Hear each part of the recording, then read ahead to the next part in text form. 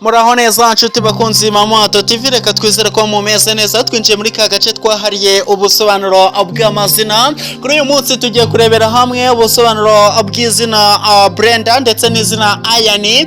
Ese aya mazina asobanura iki? Impamvu tugiye kuyasobanura nuko bagiye muri komenti bakayadusaba rwose, bakadusaba ko twazayasobanura. Ni nako bigenda. Nawe niba ushaka kumenya ubusobanuro bw'izina ryawe, jya muri komenti wandikemo izina ryawe ubundi tubusabe kuzarisobanura. Natwe rwose turi hano ku bwawe tuzabikora. Hanyuma mundeke mpere ku izina Brenda. Brenda ni izina risobanura inkota, swadi, rikomoka mu rurimi rw'igiseritine ku ijambo brandi cyangwa se abisobanura inkota nyine. Bimwe mu biranga ba Brenda usanga arangwa no kwigira, bamenya kugaragaza ko azi ibintu hafi ya byose, orunawuni, aba yumva yashobora ibyananiranye abandi badashobora. Ni umuntu ukunda umuryango we, wifuza kugaragarizwa urukundo aho ageze hose, niyo baba batamuzi aba yumva bamwitaho.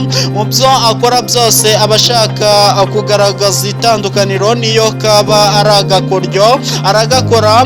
Kuvuga ko akunda biramuvuna, biri mu bintu bitwara igihe kinini ngo akwemerere ko agukunda, ariko iyo abikoze biba ari twibanire. Muri we yifitemo urukundo udashobora gusobanura, arakunda no mu bihe bikomeye arakunambaho rwose, ntago mwapfa gutandukana iyo mwakundanye. Brenda ni umuntu kandi urangwa n'akavuyo, aho ari hose aba asahinda kandi akora udukoryo tugiye dusekeje cyane.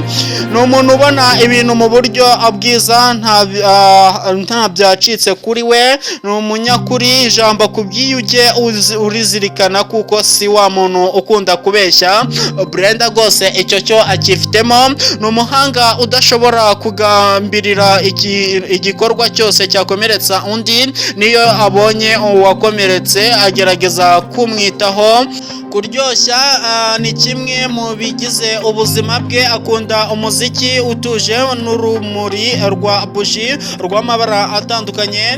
Ni umuntu uba yumva yahora yisanzuye, ndetse n'aho akorera hakaba ari hanini kuko aba yajugunya utuntu twinshi tugiye dutandukanye impande n'impande.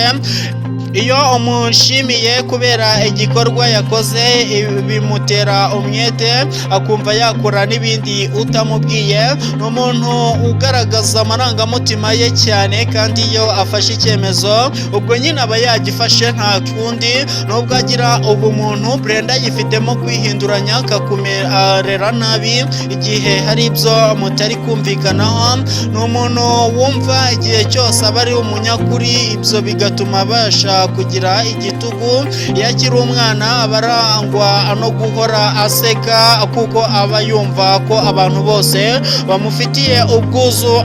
Munyemerere twite cyane ku zina Ayani. Ni izina rihabwa umwana w'umuhungu, rifite inkomoko mu rurimi rukoreshwa muri Ekose, risobanura ngo impano ivuye ku Mana, ndetse kandi rinasobanura ngo Imana ni nyampuhwe. Bamwe bandika Eyoni, abandi bakandika Ayani, ndetse hari n'ibindi bisobanuro byinshi bishobora kukugaragariza uko iri zina ryandikwa, ariko byose bikaba bisobanura kimwe. Nyuma bimwe mu biranga aba Ayani, ni umuntu ugaragara neza kandi ushimishije kumureba. Igihagararo cye kimugaragaza nk'umuntu uhamye kandi wubakitse neza. Azi gukunda no kwita ku bandi, ariko iyo abigukoreye nawe aba yifuza ko wabimukorera bikamugarukira. Akunda kubaho mu mahoro n'umutuzo, ndetse n'iyo bimusaba ikintu gikomeye ngo umutuzo uboneke aragikora, ariko akabaho atuje. Ni umuntu wita ku nshingano ze, akazubaha kandi akazitunganya ku buryo ntacyo uri bumunenge. Iyo umuryango we udakunda ibikorwa by'ubugiraneza kandi ukarangwa no kwikubira, abahitamo kwitandukanya nawo akunda ibintu bikozwe neza kandi bikorewe ku gihe ku buryo buri wese aza kubyishimira, ahora yiteze kugera kure mu bijyanye n'umwuga we kandi n'inshuti ze ziba zizi ko ibyo akora ari byo akunda koko. Akunda gutembera mu bice nyaburanga, iyo akiri umwana aba akeneye gufashwa mu myigire ye agaterwa umwete kugira ngo yumve ko afite agaciro. Ababyeyi be kandi baba bagomba kumufasha akiri muto bakamwereka urukundo no kumwitaho, baba kandi bagomba kumufasha kugira ngo yere kuba wa mwana wishimira ibibi by'abandi. Ian ni umuntu wihariye, aba ashaka kuba mu myanya y'imbere, akayobora aho kuyoborwa, ndetse akaba umusemburo mu bamukikije bagakurikiza ibitekerezo bye. Agira umutima mwiza, azi kwiyitaho, aranejeje kandi arakunda kubera ko ari umusore uhamye.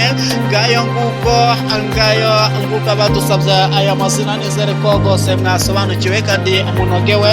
Ndabashimiye cyane, mwari kumwe na Nshaka Eric Manetse, ariko nizere ko mwamaze gukora subscribe. Ciao ciao.